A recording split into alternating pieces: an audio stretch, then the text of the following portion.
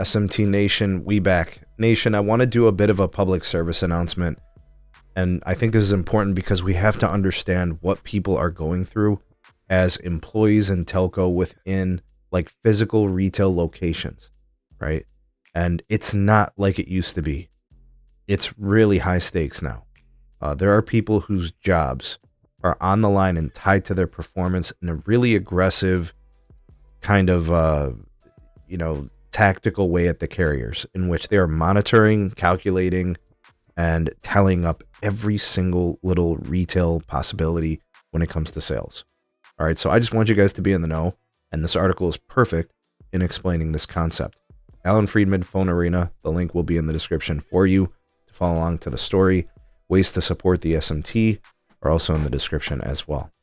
All right, so if you go into a retail store, whether it's T-Mobile, and I'm assuming Verizon, AT&T are no different, the reps that work there are kind of held to the standard of being able to sell and push lots of additional services and products.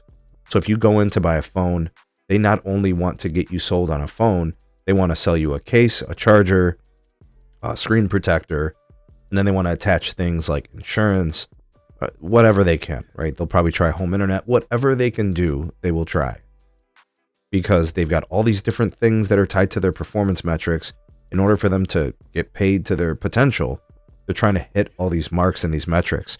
They're tied to a certain conversion rate and percentage for every customer that walks in the door and they make contact with, right? So this is really important to note. Here's a story in this article about someone who posted something on Reddit about their experience at a T-Mobile store in which a T-Mobile rep refused to sell him an iPhone 15 outright unless they purchased additional accessories.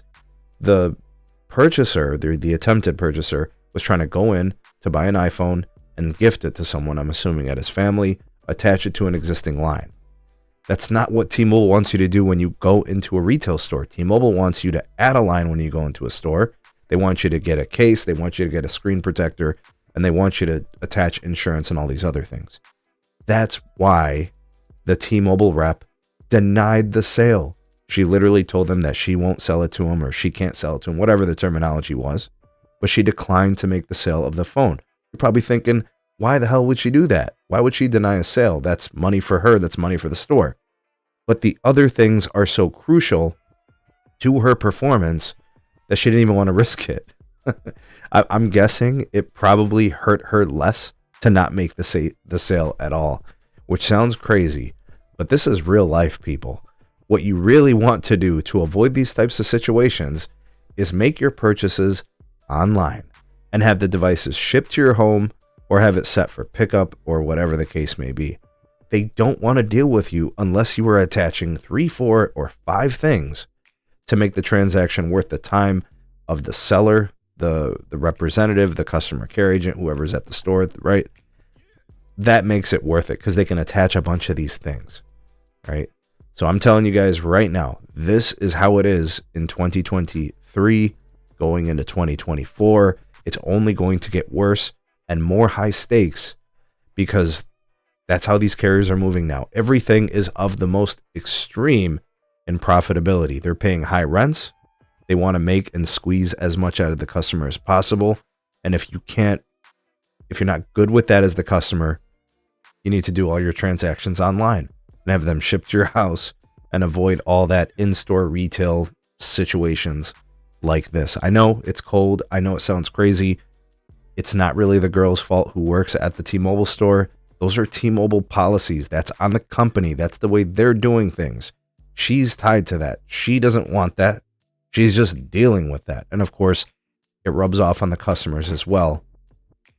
I recommend you do all your shopping online. They're really pushing and forcing the issue. From a profitability and margin standpoint, that's the way things are going moving forward. Bit of a PSA. I hope you guys understand how these things work.